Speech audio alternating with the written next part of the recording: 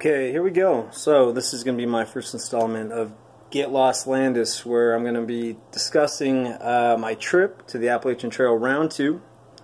This will be the second time I've been out there. 2 summers ago, I started at the southern terminus at Springer Mountain, and I did about 285 miles.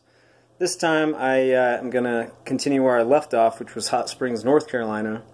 And I hope to get about 350 miles, which will put me right outside of Pearisburg, Virginia.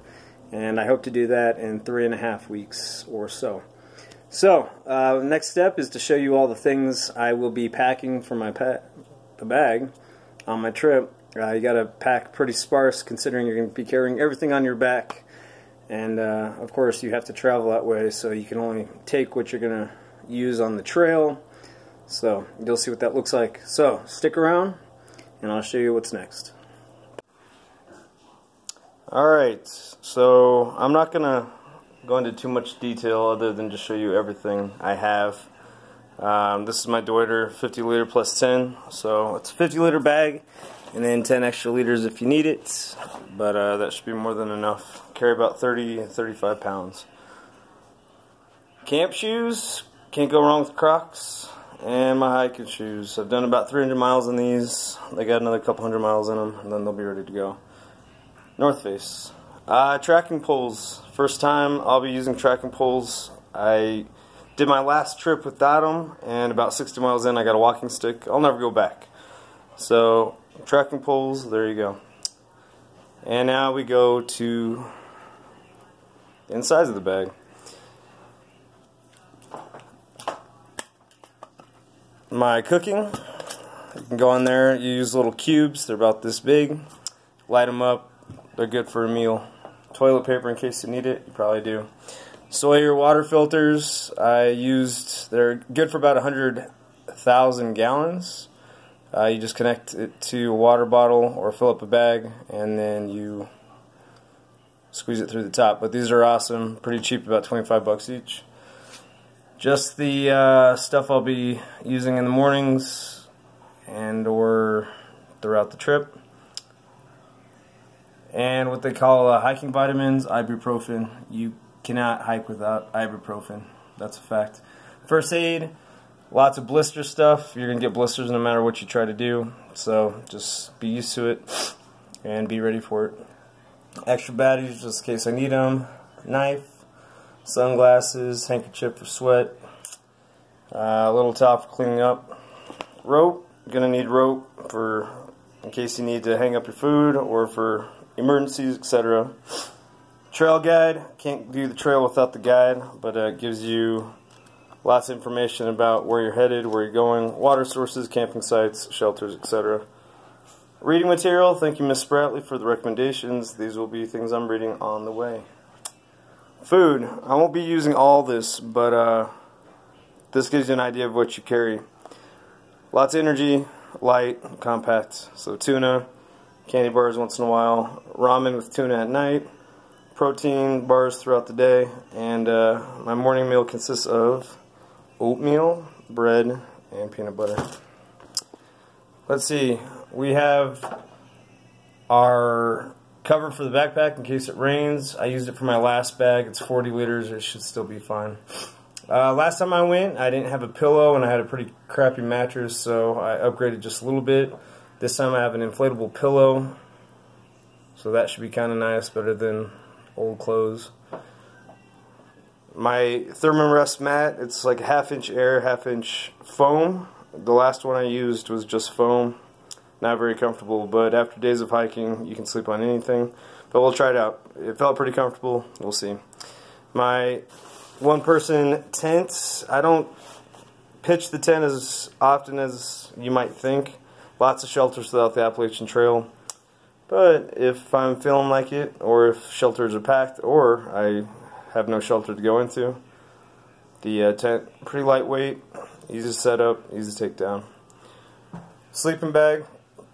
And again, all these things are super lightweight because, again, you're going to be carrying, you don't want to carry more than 35 pounds. 35 is quite a bit. You want to hover around 30, but that's the trick. Anyway, sleeping bag, pretty compact, pretty light, and it's a 3-season. You rarely need to sleep inside of it other than to keep the bugs out. And then we go into my bladder, Osprey. I just bought it, 2.5 liters, should be pretty good for inside the pack. A solar powered lantern, this is pretty sweet at night. Just clip it to your bag during the day when you're hiking, you have light for the night. Headlamp, use it for nighttime and you know, in case there's emergencies in the rain, that kind of thing, but always keep that. Extra battery pack for the cell phones, just in case, you never know. And then, most importantly, probably are your socks. Smartwool is the way to go, so I bring about 2 pairs. And then on days when my feet aren't feeling so hot, I'm going to put extra socks on, but 2 pairs should do the trick, back and forth. And then outside of the other clothes that I'd be wearing, shorts and a shirt, I'm not going to really show them to you, but rain gear. Waterproof pants, waterproof jacket, you're going to need them. You'll get caught in rain, especially on the East Coast. And so that should be what I'm going to be packing. I'll be packing that tomorrow morning, and if I feel like it, I'll show that video. So, more to come. There you are. Alright, so it's time to pack. I'm not sure if I'm doing this right, so I'm going to start, and then we'll see where we go. But basically, everything's going to go in the bag. Trying to stay around 30 to 35 pounds. I'm not going to weigh it today, but that's the way it goes. Just a heads up, it's very smart to make sure that you waterproof everything. So a lot of the stuff that I have is going to be in waterproof bags. So you'll see a lot of that, but as much as they say your equipment's waterproof, an extra step, an extra level of protection is always good. So, here we go. Alright, so you're going to want to pack the heavier equipment against your back, centered. So that's stuff like your food, tent, pretty much it, and then put everything on the side. Some of the things I'll be packing, normally I'll take on the plane, books and whatnot. And I'm packing my hiking boots because I'm going to be wearing my go-to Crocs on the plane tonight.